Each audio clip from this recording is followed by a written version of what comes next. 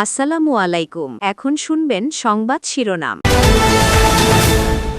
চাঁদপুরের শাহরাস্তিতে খাল খনন কর্মসূচির উদ্বোধন করলেন প্রধানমন্ত্রী তারেক রহমান। কুমিল্লার পথসভায় দিলেন আলাদা বিভাগ করার। বাংলাদেশের 20 কোটি মানুষের 40 কোটি হাত, এই 40 কোটি হাত যদি একসাথে কাজ করা ধরে, ইনশাআল্লাহ বাংলাদেশকে আমরা পৃথিবীর বুকে একটি মর্যাদাশীল রাষ্ট্রে পরিণত করতে সক্ষম হব। ভোটের রায় বাস্তবায়ন, জনদুর্ভোগ লাঘব এবং পদ্মার পানির ন্যায্য হিস্যার দাবিতে রাজশাহীতে 11 দলীয় ঐক্যের সমাবেশ। যোগ দেন জামায়াত আমির। পুরে 5 জনকে গলা কেটে হত্যার প্রধান আসামি ফোরকানের মরদেহ মুন্সিগঞ্জের পদ্মা নদী থেকে উদ্ধার।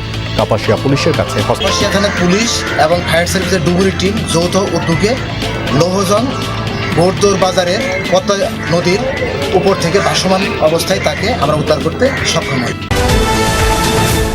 পারিবারিক কলহের জেরে স্বামীকে হত্যার পর টুকরো টুকরো করে ড্রামে ভরে স্ত্রী। মরদেহের কিছু অংশ রাখেন ভাড়াটিয়ার ফ্রিজে। আটকের পর পুলিশের কাছে স্বীকারোক্তি।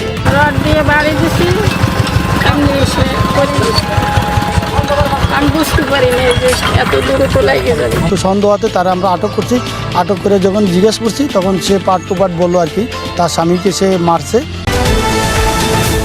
চেষ্টায় অভিযুক্ত যুবক গ্রেফতার না হওয়ায় ক্ষুব্ধ জাহাঙ্গীরনগর বিশ্ববিদ্যালয়ের শিক্ষার্থীরা। প্রক্টর সহ প্রক্টোরিয়াল বডির পদত্যাগ দাবি। দায় স্বীকার করে নিয়ে তিনি একজন সৎ লোকের মতো পদত্যাগ করবেন। রাত 2টা থেকে আমরা এটার বিষয়ে আলাপ আলোচনা করতেছি। ভিসির বাসভবনে ছিলাম, কিন্তু ওনারা আসলে পদত্যাগ করতে রাজি হন না। তো দাবির জায়গা থেকে সেটা বিচার ব্যবস্থা এখনো কার্যকর হচ্ছে না, এটা অবশ্যই খুবই নেককারজনক।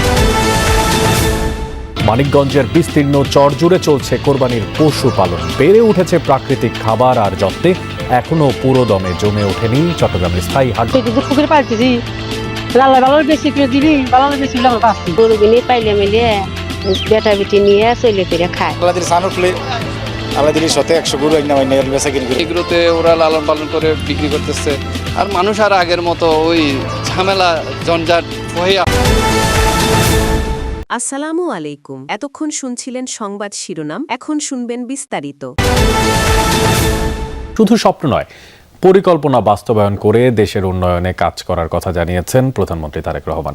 শুধু প্রতিশ্রুতি নয়, তা রক্ষার কাজ করছে বিএনপি সরকার।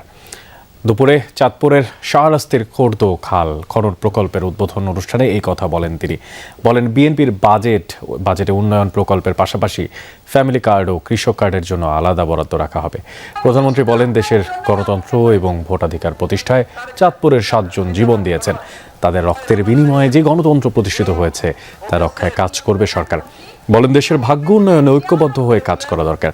চাঁদপুরে একটি টেকনিক্যাল কলেজ স্থাপনের বিষয়ে শিক্ষামন্ত্রীকে নির্দেশ দিয়েছেন প্রধানমন্ত্রী।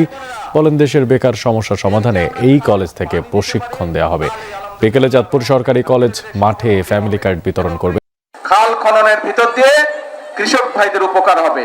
কৃষক ভাইদের উপকার হলে কৃষকরা ধীরে ধীরে স্বাবলম্বী হবে, এবং কৃষকরা স্বাবলম্বী হলে এই দেশের অর্থনীতি ধীরে ধীরে মজবুত হবে।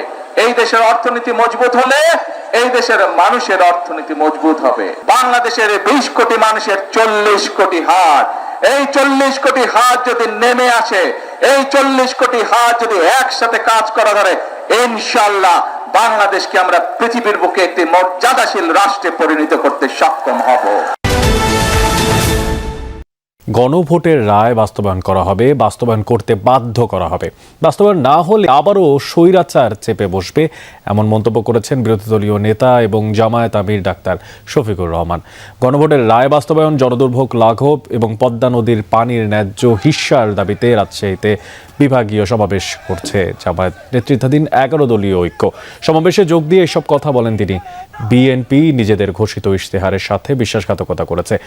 অনির্বাচিত কাউকে কোথাও বসানো হবে না বললেও সিটি কর্পোরেশন ও উপজেলা পরিষদে অনির্বাচিত দলীয় প্রশাসক বসানো হয়েছে বলে অভিযোগ করেন জামায়াত আমির। বলেন, চাঁদাবাজ, দুর্নীতি ও রাজনৈতিক দখলবাজি চালাচ্ছে বিএনপি। ব্যাংক ও বিশ্ববিদ্যালয়গুলোয় দল কারা লোক বসিয়ে যোগ্যদের বঞ্চিত করা হচ্ছে, এমনটাও দাবি করেন বিরোধী দলীয় এই নেতা। কেউ ধর্মীয় বিভাজন সৃষ্টির চেষ্টা করলে তা প্রতিহত করার আহ্বান জানান তিনি। হুঁশিয়ারি দেন, ধর্ম দিয়ে বাংলাদেশকে বিভক্ত করার চেষ্টা করা হলে জনগণ তার জবাব দেবে। জনকে গলা কেটে হত্যার ঘটনায় অভিযুক্ত ফোরকানের মরদেহ উদ্ধার হয়েছে মুন্সিগঞ্জে। বিকেলে লৌহজং উপজেলার ঘোড়দৌড় বাজার সংলগ্ন পদ্মা নদী থেকে মরদেহটি উদ্ধার করে ফায়ার সার্ভিস ও নৌ পুলিশের সদস্যরা জানান, প্রথমে মরদেহটি নদীতে ভাসতে দেখে স্থানীয়রা খবর পেয়ে ঘটনাস্থলে পৌঁছে ফোরকানের মরদেহ উদ্ধার করা হয়। আর এরই মধ্যে স্বজনরা পরিচয় নিশ্চিত করেছে।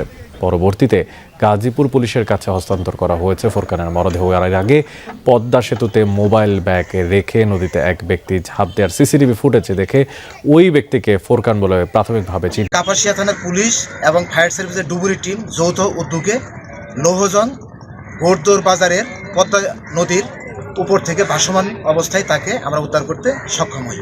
পরবর্তীতে তার মৃতদেহটি কাপাসিয়া থানার পুলিশের কাছে হস্তান্তর করা হয়েছে। পরিচয় পরে দ্বিতীয়বার বিবাহ বন্ধনে আবদ্ধ হন শরীয়তপুরের আসমা আক্তার ও জিয়া সর্দার। তবে পারিবারিক কলহের জেরে সেই স্বামীকে হত্যার অভিযোগে গ্রেফতার হয়েছেন আসমা। স্থানীয়দের অভিযোগ, হত্যার পর মরদেহ কয়েক টুকরো করে লুকানোর চেষ্টা করতে গেলে ধরা পড়েন ওই নারী। পুলিশের দাবি, প্রাথমিক জিজ্ঞাসাবাদে ঘটনার দায় স্বীকার করেছেন অভিযুক্ত আসমা। তদন্তের মাধ্যমে প্রয়োজনীয় ব্যবস্থা নেওয়ার আশ্বাস।